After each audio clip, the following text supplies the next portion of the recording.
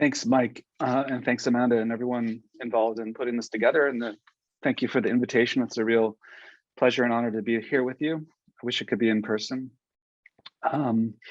So, yeah, I'm going to share some of my recent work on what I'm calling radical futurisms. And it comes out of some of that past material that I've been working on in Decolonizing Nature and Against the Anthropocene and other projects. It's a shortish presentation that deals with questions of, we might say, ecologies of temporality. We're thinking about ecology as temporality and different ways of approaching time from a radical perspective, where radical really means understanding the future as disruption, as someone like Frederick Jameson would argue. That is disruption from the hegemonic conditions of capitalist realism. And I'm also looking at practices that take opposition and oppositional relation to what we might call racial and colonial capitalism. It's admittedly kind of dense in some parts. There's a bit of an approach to theoretical formulations, and I hope you can bear with this. And I'm happy to discuss. I look forward to the discussion afterwards. If you have any questions or would like to pick apart any of the sections, I'm happy to do that. All right, so I'm going to now share my screen and then begin the presentation here. Okay.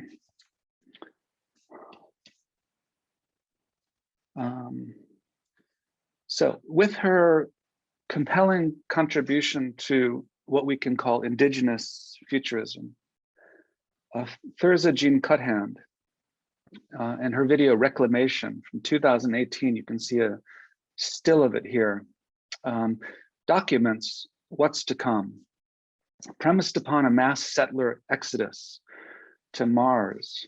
The short video portrays a broken, abandoned Earth left to indigenous peoples who, freed of extractive devastation, toxic racism, repressive heteronormativity, and the endless wars and violence of capitalist property relations, subsequently begin the work of post-colonial environmental restoration.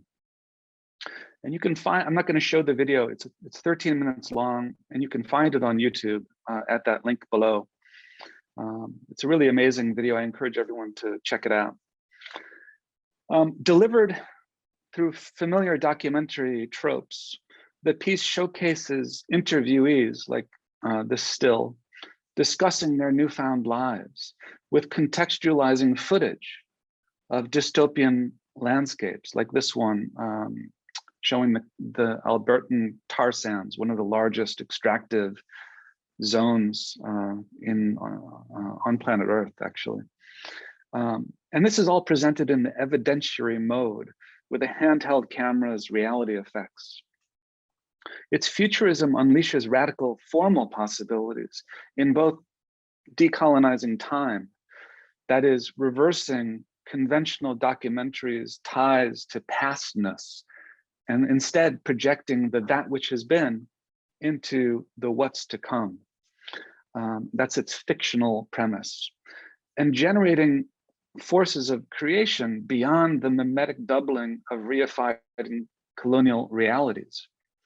It thereby lays an explosive charge in the present through performative imagination, rendering the future as disruption that much more probable. In this case, documentary figures as the creative practice of chronopolitics, designating the politics of time as much as the time of politics, both implying that there's nothing natural or inevitable about how we organize temporality. As such, documentary provides a technology for revealing portals into futures alternative to the now, recalling Arundhati Roy's description, the Indian writer and activist Arundhati Roy's description of the current pandemic conjuncture where structural breakdown discloses newfound opportunities for a creative transformation of what's yet to be. Passing through that portal, we can cast a barrier of eternity between the barbarism of the present and the justice of the hereafter. Okay, so the stakes are indeed enormous. We're caught in a situation in which time has been colonized, racialized, and economized, generating what the collective Black Quantum Futurism. They're an Afrofuturist collective based in Philadelphia in the States, what they term temporal ghettos of racial capitalism, where the master's clockwork universe unevenly distributes spatio-temporal mobility, agency, and determination. And this is a still from one of their recent books. Just as material inequality reigns, we also succumb to the endless present of capital's calculative machinery, seemingly rendering resistance pointless. Time operationalized as such recalls what Jasper Puar terms prehensive futurity. This is from her book, The Right to Maim, Debility, Capacity, Disability, from 2017. Prehensive futurity means a chronology that inevitabilizes a desired unfolding, such that, in her words, we cannot get out of the present because we're tethered to the desired future. Past, present, and future feel somewhat futile as a result, as descriptions of temporal distinctions. Conventional documentary tends to reify that time trap. Cuthand's reclamation, a decolonization of time as much as of space, poignantly contests dominant approaches to time, including techno-libertarianism's prehensive futurity and its colonization of land, the economy, and the infosphere of communications as much as of temporality. It's as if its vision, that is of techno-libertarian temporality, its vision of what's to come is a foregone conclusion.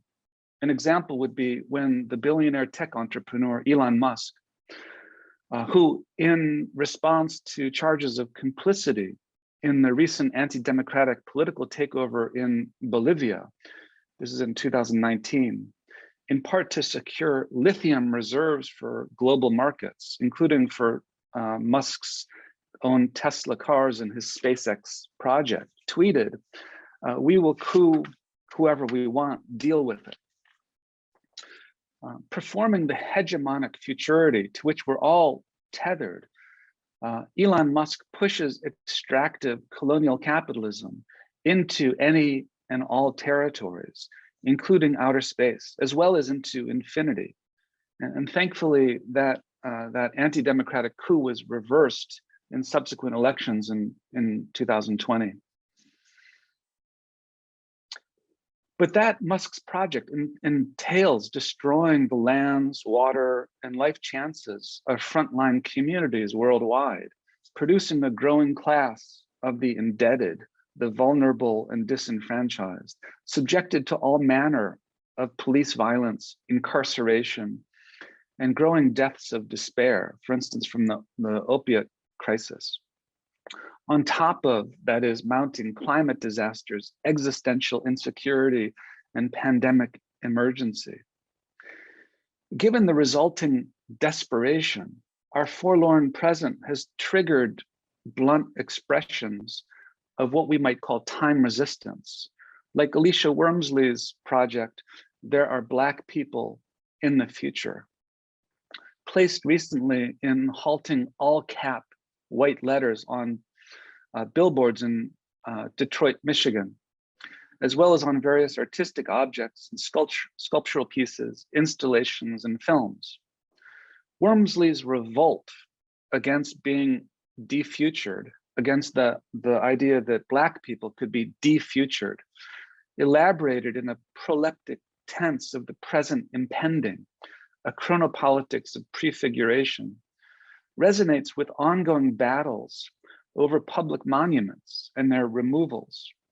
These highlight the otherwise suppressed violence of colonialism and slavery and their aftermath, past and present conflicts over heritage, inextricable from the very social production of the future, which also index the stakes of documentary today. Who has the right to produce the future? That's the central question. And I love this image that shows Kennedy George and Ava Holloway performing ballet in front of a monument of the Confederate General Robert E. Lee in Richmond, Virginia, which has been covered in anti-colonial, anti-white supremacists graffiti.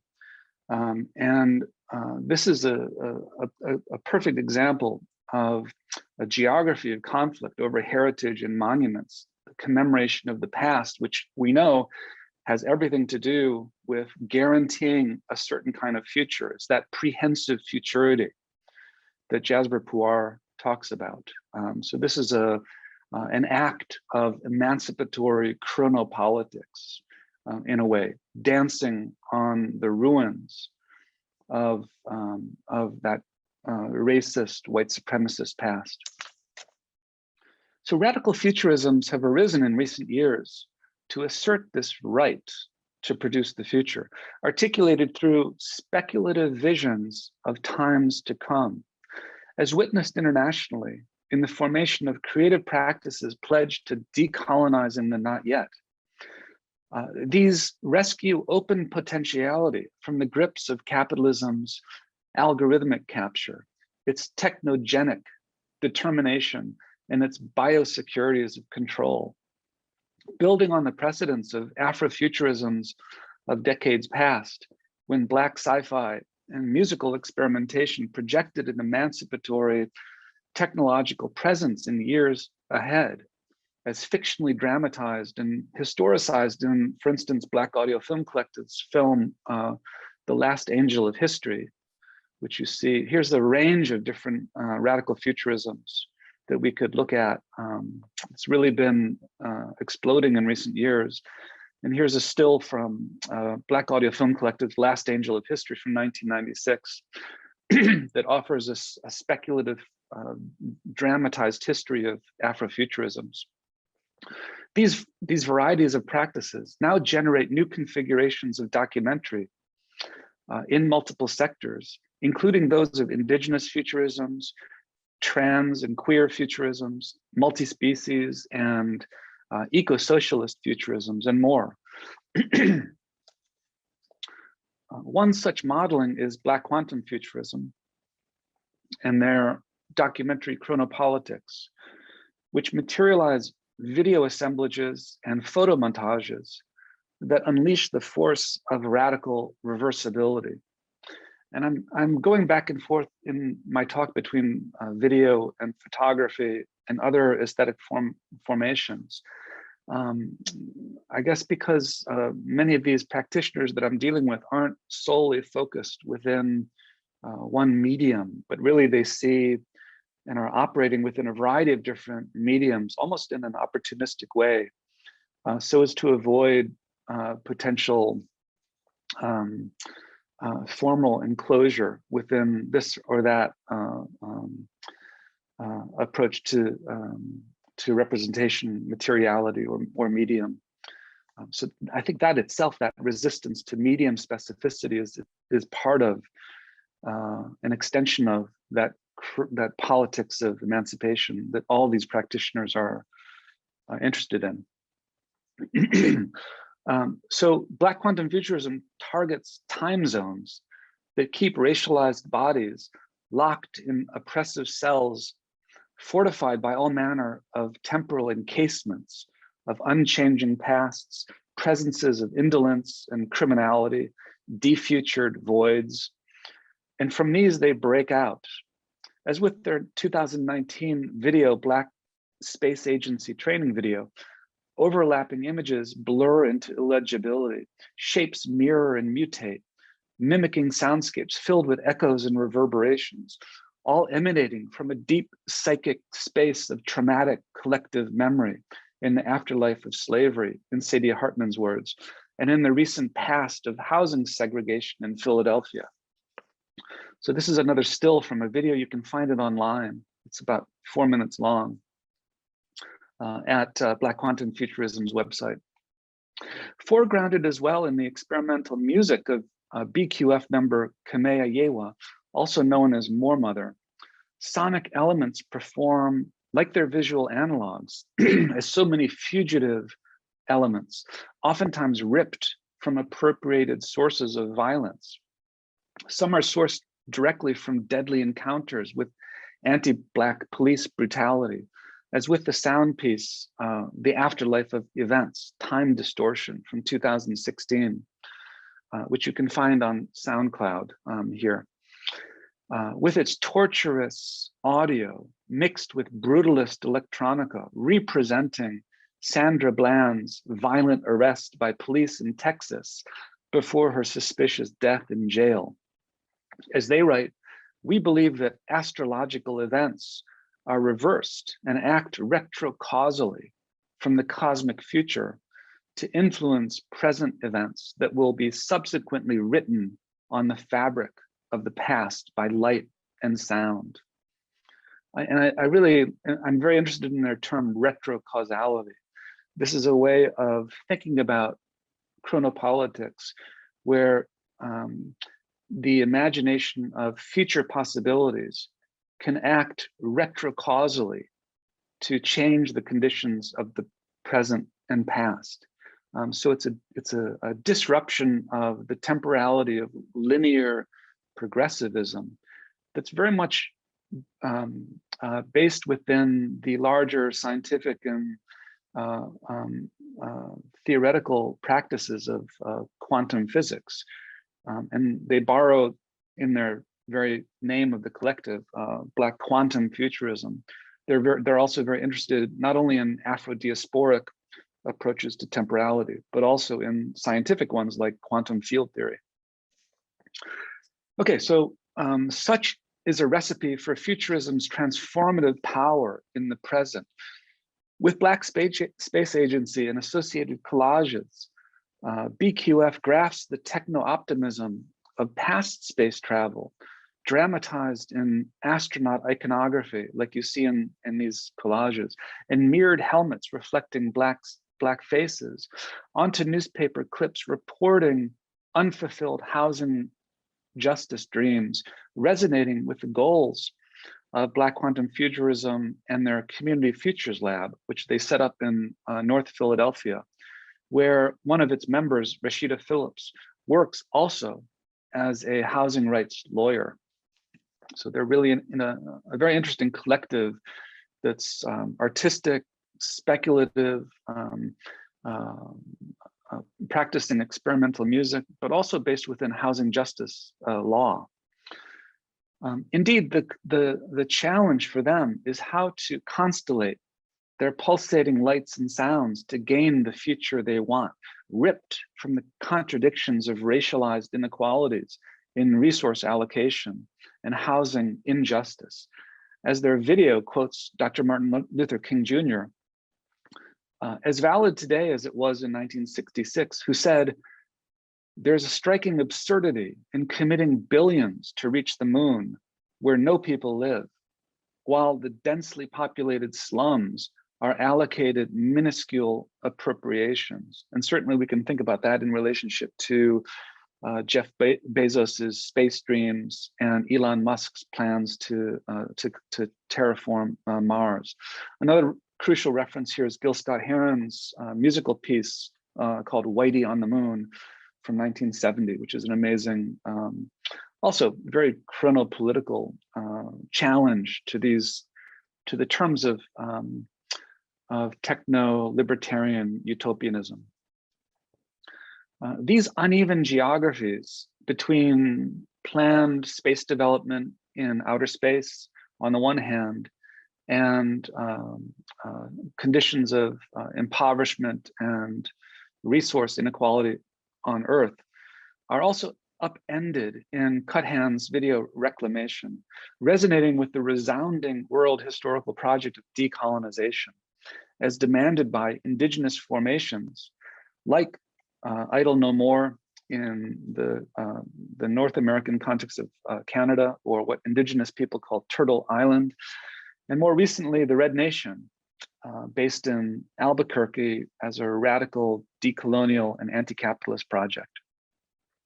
For them, decolonization represents the abolition of dominant economic arrangements and sociopolitical systems organized around extraction and exploitation, bringing to an end more than 500 years of colonial history and making way for future collective emancipation.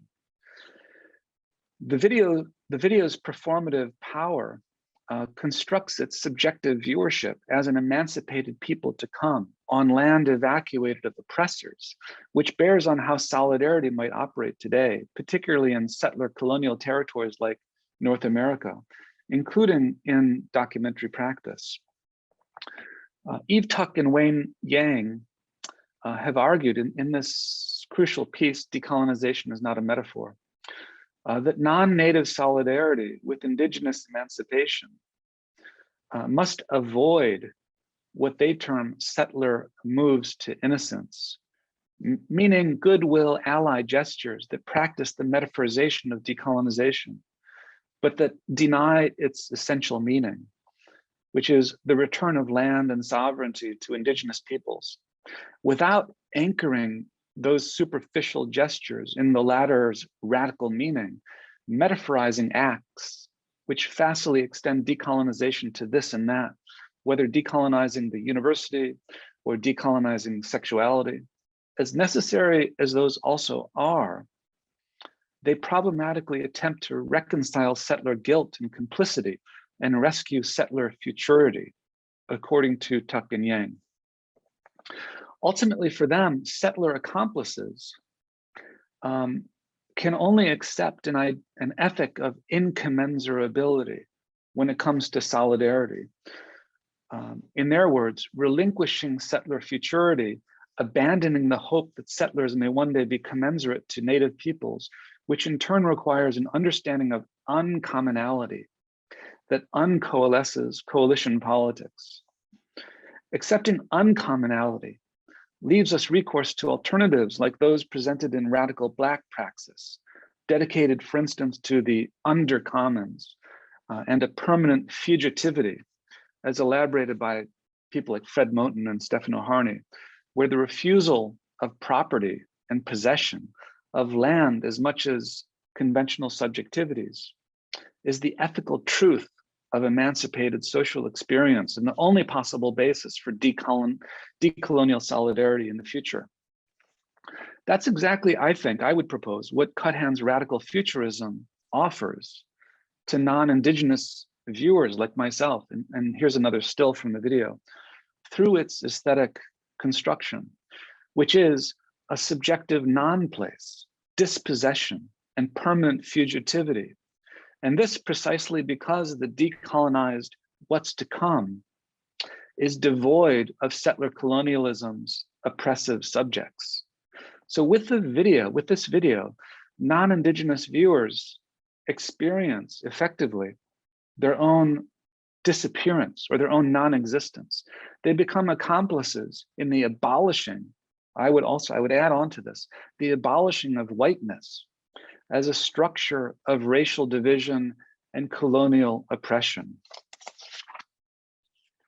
So that's really a crucial point, and I'm happy to talk about that afterwards. That said, one might argue conversely that demetaphorizing decolonization shouldn't end in the uncoalescing of coalition politics, but rather it should reveal new forms of solidarity on that basis. Indeed, there's an urgent need for such alliances now more than ever, given present hyper-partisanship, social media atomization, and ethno-nationalist reaction. In order to build collective power to disrupt the constancy of colonial capitalist violence that harms us all, if differentially, sociopolitically, and economically. Writing from yet another radical Indigenous perspective, Nick Estes of the Red Nation argues that Indigenous futurity is and must be universal. That's his term. It isn't just for indigenous people, he writes, it's essential for the very existence of life on the planet. What's required, he writes, is a social revolution that turns back the forces of destruction, uniting indigenous and non-indigenous people in common struggle against capitalism, against colonialism. So instead of uncoalescing alliances of difference, another option is unifying in support of their abolition, which documentary might also abet. At this speculative limit is the film Infinity Minus Infinity by the London-based Otolith Group. Their 2019 film linking racial capitalism with the colonial genocide perpetrated during the Anthropocene's beginnings in the 16th century conquest of the Americas. And here you see a still from Infinity Minus Infinity. It's a bit harder to see this film. It's about 90 minutes long, but you can look out for screenings here and there. Sometimes it's been screened online as well. Their genealogy builds further from the Anthropocene's beginnings in 16th century colonial conquest to the so-called hostile environment. This is a term of Theresa May's, of recent British immigration policy, especially that affecting the Windrush generation of migrants living both in the afterlife of slavery and in the post-colonial wake of empire. The Windrush generation, I'm sure you're familiar with this, referring to those arriving in the United Kingdom from Caribbean islands between 1948 and 1971, only to have their residency status questioned and even rejected decades later by more recent British xenophobic migration policies.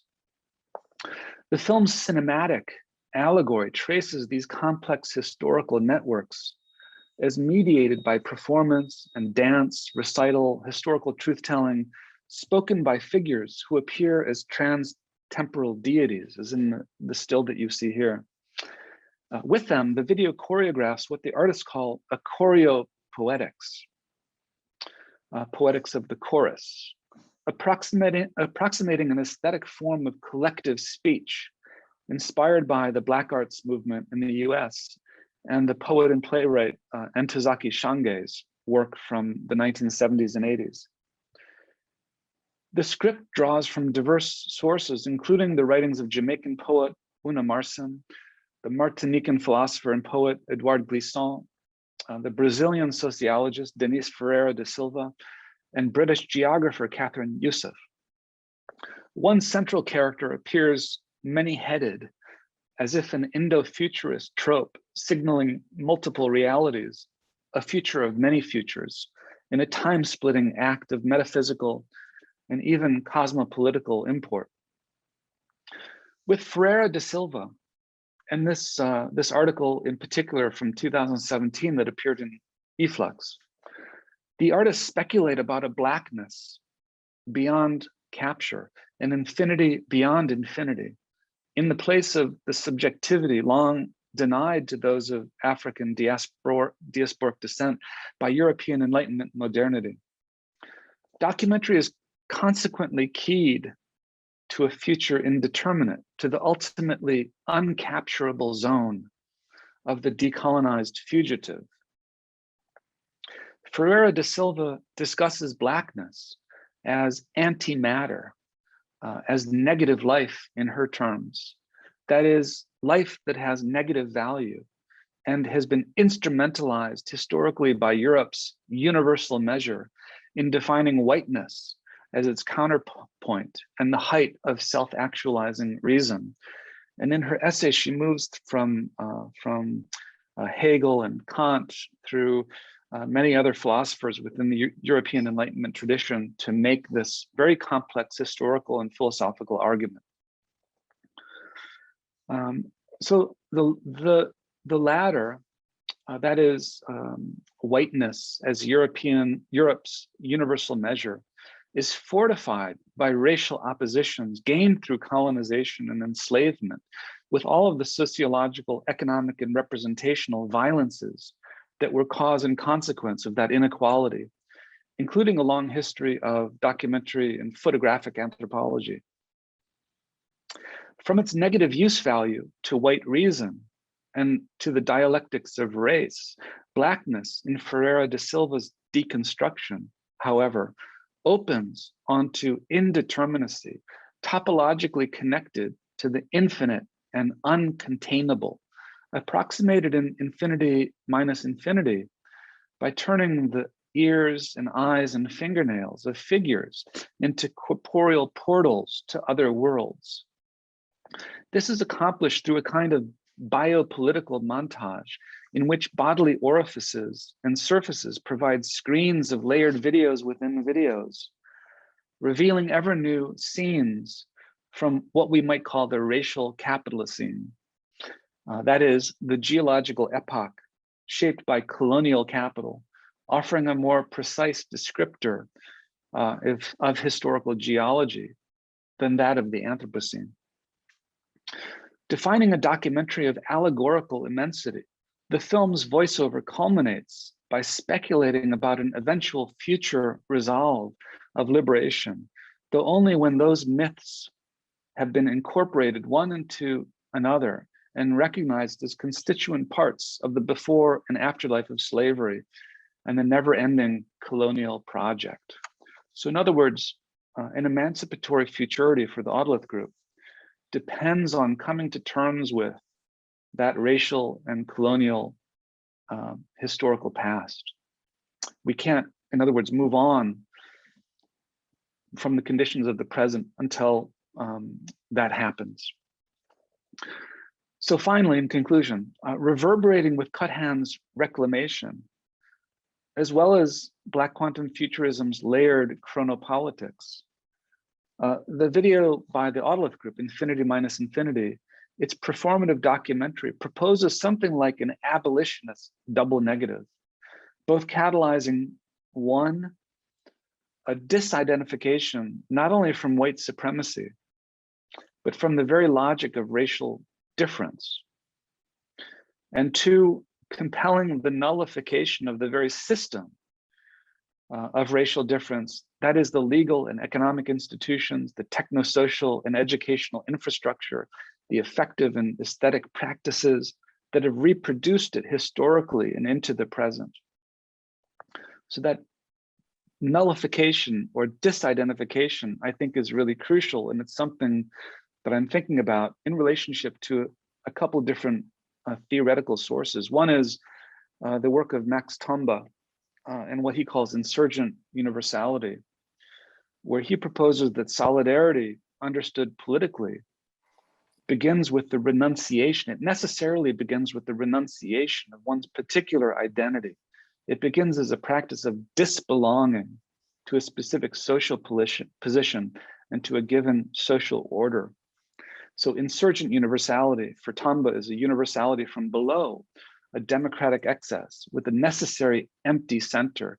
Its project always necessarily incomplete, but a necessary step beyond the limits of particularism that I think is something that we face today in relationship to what can be the essentialist separatism of identity politics. And that's, I think, something that the Otolith Group is also attempting to challenge and move beyond.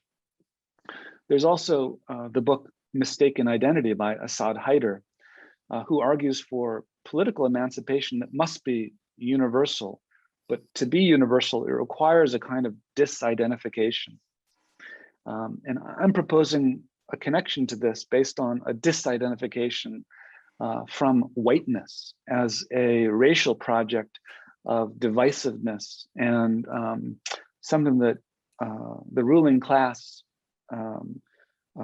uses and employs as an ideological mechanism to divide and conquer the working class. This has been used historically and continues into the present. So I think these are really crucial contributions to thinking beyond the limits of a particularly separatist form of identity politics. So it's only appropriate then that the Otolith Group, in seeking to grant aesthetic form to this complex movement of a deeply historical futurism and its nullificationist politics, find recourse in the imagery of two black holes colliding. And that's what you see in the background of the image here. Creatively adopting a recent computer simulation from the California Institute of Technology. Here's their website that shows this, this astronomical visualization.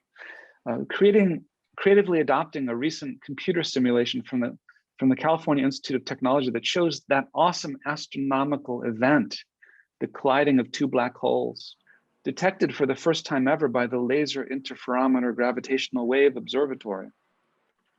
Roughly 30 times the mass of the sun, each contains a gravitational singularity wherein space-time curves infinitely. The film operates in the space-time between those two black holes after a past of unforgivable debt in the afterlife of slavery and facing a future filled with indeterminacy beyond reified difference. So that's, I'm arguing that they're using this, this astronomical visualization as an allegory to think theoretically about what it means to move beyond the conditions of the racial capitalism into an emancipatory future. So its many portals reveal a not yet of racial disruption from a history that must be obliterated but never forgotten. At its best, speculative documentary unleashes cosmopolitical force and provides the building blocks, the forms, the events, affects, and poetics of new worlds. And that's what we see in all of these practices, from Thirza Jean Cuthand to Black Quantum Futurism to the Otolith Group. The challenge, I think, remains how to organize the social movements to bring those emancipatory futures into actuality. All right, I'll stop there. Thank you very much.